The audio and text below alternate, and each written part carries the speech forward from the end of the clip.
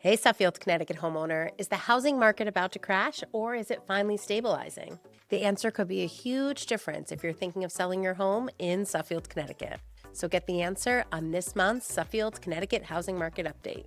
I'm Stephanie Salerno, your local real estate expert and team lead of the Stephanie Salerno Team at Coldwell Banker Realty right here in Suffield. Each month, I break down exactly what's happening in the Suffield, Connecticut market. And if you're a homeowner trying to make sense of the latest market news, you're not alone. Today, I'm going to break down what one of the most respected voices in the real estate market, Brian Buffini, has to say about the future of our housing market. But first, let's take a look at what's been happening in Suffield.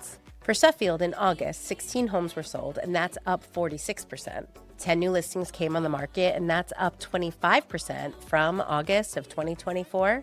The sales price to list price ratio was 101.4%, and it's actually flat from last year. And the average sale price per square foot was $250, and that's up 3%. August's average sale price was $521,000, and that's down 6% from 2024. And the average days on market were 49, and that's up 17% from 2024. August month supply of inventory was 1.19 months, and that's down 56% from August of 2024, and even down from July, which was at 2.29 months just in the month prior.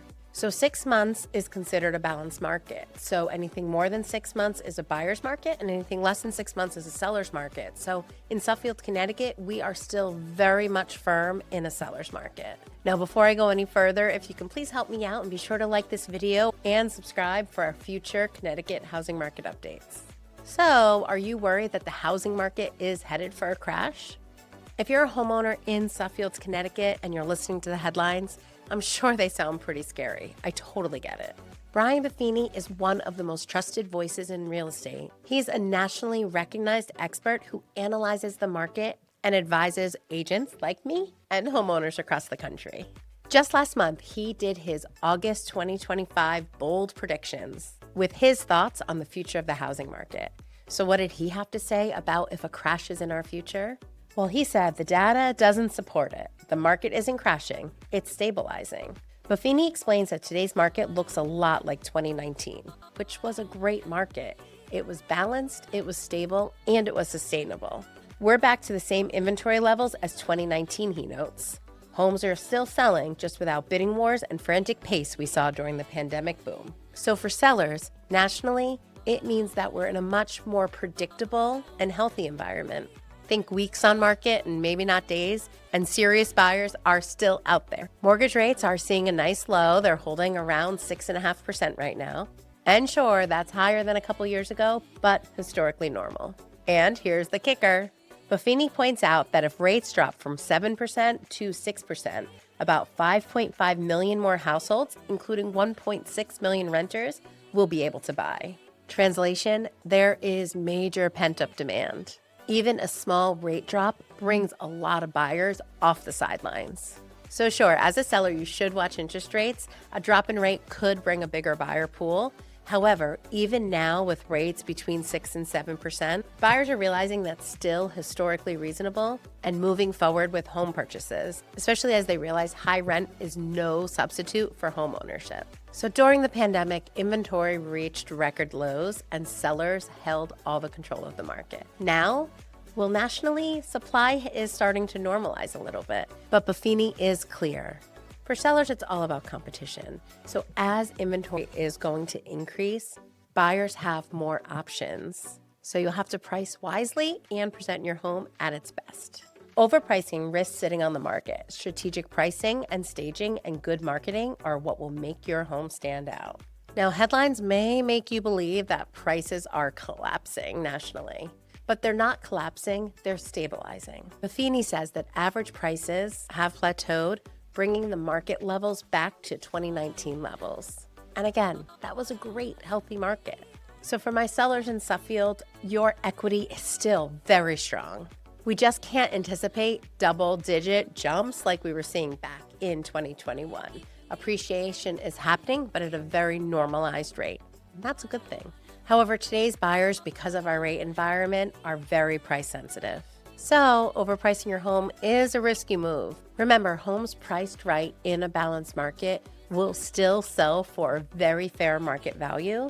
and within a reasonable time frame, whereas an overpriced listing will sit and become stale and even stigmatized on the market. Okay, so I'm going to remind us real estate is local, and Brian Buffini even addressed this in his bold predictions. While some Sunbelt boomtowns are shifting more to a buyer's market, here in the Northeast, we never had that extreme spike in supply. We just didn't have the new construction here like they saw in other parts of the country as things were booming. Inventory in Connecticut is still relatively tight, as we just saw earlier in the example for Suffield.